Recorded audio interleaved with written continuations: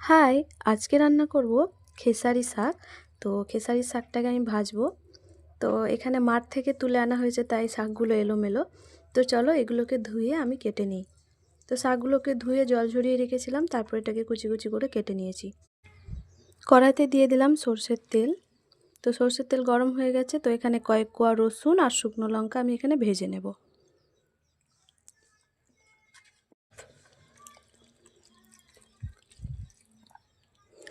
তো ভাজা হয়ে গেছে, তুলে নিয়েছি। এবার এই শাকগুলো এখানে দিয়ে দিলাম। তো শাকগুলো দিয়ে এটাকে কিছুক্ষণ নেড়ে ছেড়ে নেব। তো এই যে কিছুক্ষণ নেড়ে চেড়ে নেওয়ার পর শাকটা সিদ্ধ হয়ে আসছে। তো শাকটা এদিকে সিদ্ধ হোক, আর এখানে আমি শুকনো লঙ্কা আর রসুনটা ভেজে রেখেছিলাম, তো ওটার মধ্যে অল্প লবণ দিয়ে এটাকে আমি মেখে নেব ভালো করে।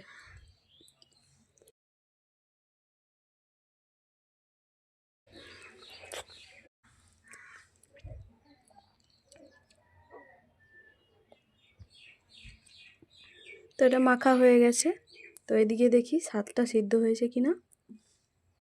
তো শাকটা প্রায় 80% মতো সিদ্ধ হয়ে গেছে। এই মুহূর্তে দিয়ে দেবো পরিমাণ মতো নুন, আর দিয়ে দেবো অল্প একটু হলুদ। তো নুনটা আগে দিলে হবে না, কারণ এই শাকটা তো খুবই নরম, এটা সিদ্ধ হলে একদম অল্প হয়ে যায়। আর প্রথমে নুন দিয়ে দিলে শাকের পরিমাণটা বেশি থাকে, তাই নুনটাও বেশি হয়ে যায়। তো শাকটা আমার সিদ্ধ হয়ে গেছে, আমি এটা নামিয়ে নিয়েছি।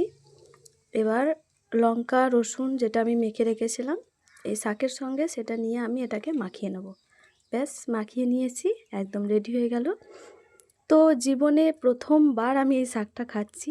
আর তোমরা কে কে এই শাকটা খেয়েছো বা চেনো অবশ্যই কমেন্টে জানাবে।